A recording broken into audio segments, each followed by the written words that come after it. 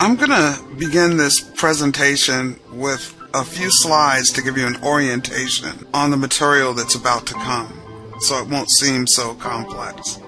Basically, we're using the term invention, and we're saying that invention is a term that deals with coming up with material for your writing. And there are types of invention. We're going to talk about description, narration, exposition, and argumentation.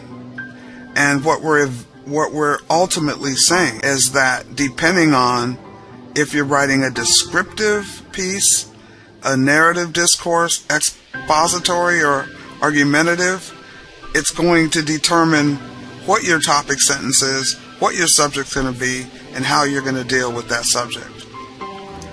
We talked about the annihilation of an army in one of our first videos. We said that it was divided into stages, and that's because it's basically a narrative piece.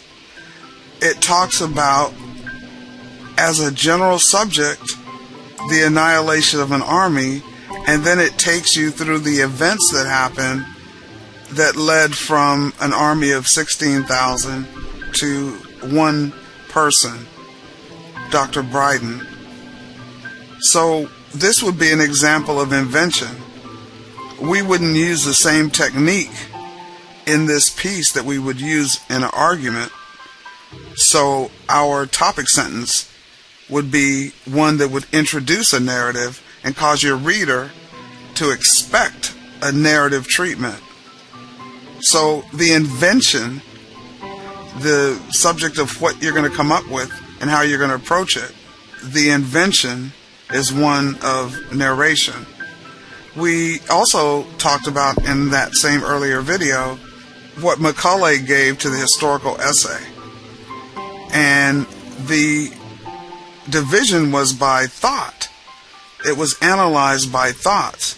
So these are basically propositions, and you can look at that definition in a title, in one of our video titles.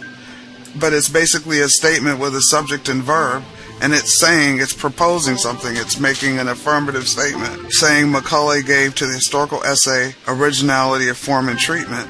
So that's not a narrative. So it's invention, but it's talking about like an argument, or it's giving reasons. Amongst the last slides in this series will be a discussion about different types of invention.